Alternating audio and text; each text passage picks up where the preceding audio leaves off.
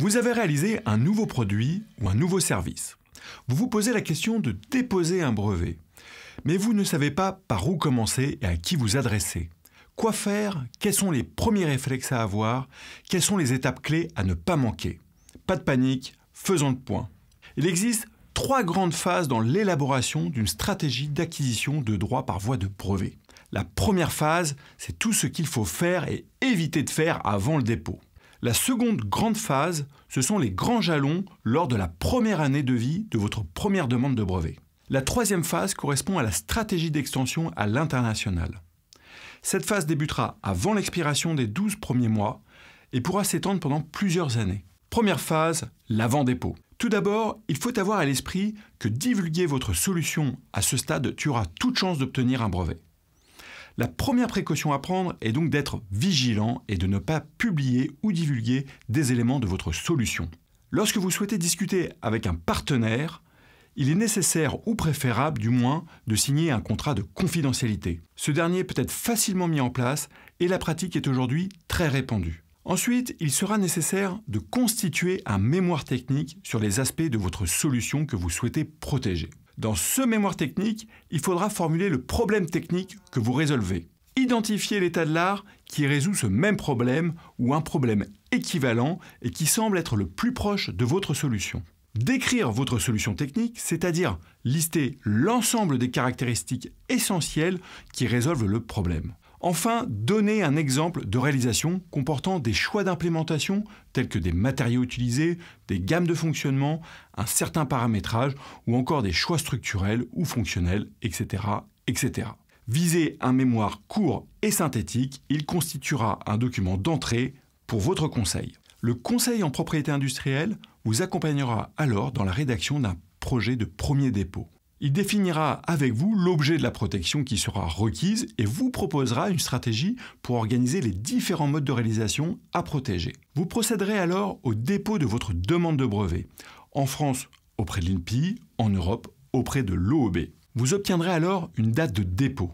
Cette dernière va conditionner les grands jalons à venir de la vie de votre brevet. Après le dépôt, débute alors la seconde grande phase, l'année de priorité. Une fois votre dépôt effectué, 2 droits naissent. Le premier est un droit de propriété présumé sur l'invention qui est revendiquée. Le second droit qui naît est un droit de priorité. Il s'éteindra au terme d'un délai de 12 mois. Ce droit de priorité vous permet d'étendre votre demande à l'étranger en conservant la date de dépôt initiale. L'extension correspond à la troisième grande phase. Mais revenons en France, juste après votre dépôt. La DGA émettra une autorisation de divulgation de votre invention sous 5 à 6 semaines maximum. Il est possible, mais rare, que la DGA n'émette pas cette autorisation, notamment pour des inventions pouvant mettre en danger la sécurité nationale. C'est par exemple le cas pour des inventions dans le domaine du nucléaire.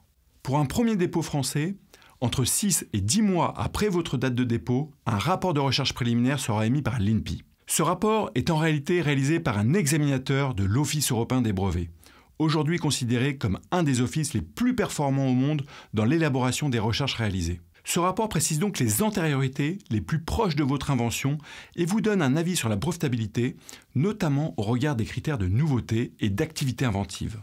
Généralement, ce rapport sera analysé par un conseil en propriété industrielle. Il vous fournira une analyse détaillée des solutions à mettre en œuvre pour défendre ou non la demande en France et vous préconisera peut-être de modifier l'étendue de votre protection pour répondre aux objections soulevées. Par ailleurs, il vous proposera une stratégie d'extension à l'international. Avant l'expiration du délai de 12 mois, vous aurez alors à préparer vos extensions si l'opportunité s'y prête. Dans ce cadre, c'est le bon moment de faire un point sur les nouveaux modes de réalisation de votre invention à introduire dans le texte qui sera établi pour étendre votre demande à l'étranger. Il faut alors noter que pour les éléments communs entre votre première demande et la demande étendue, vous pourrez jouir de la même date de dépôt. Ceci est possible grâce à la revendication du droit de priorité. Pour les éléments nouveaux, qui n'ont pas été décrits dans la première demande, vous aurez une autre date. Ainsi, une demande étendue à l'étranger peut avoir plusieurs dates, selon les objets qui ont été revendiqués. Troisième grande phase, les extensions à l'étranger.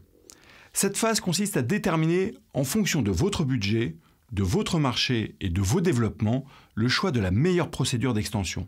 Vous pourrez alors étendre votre demande soit par une demande internationale qu'on appelle PCT, soit par des extensions directes, nationales ou régionales. Mais le choix de la procédure d'extension est complexe et dépend de nombreux critères. Je vous propose donc de détailler cette troisième phase dans une prochaine vidéo. En conclusion, j'espère que cette vidéo vous aura permis d'y voir plus clair sur la procédure de dépôt et sur les premières échéances. Je vous remercie de l'avoir suivi et je vous dis à bientôt.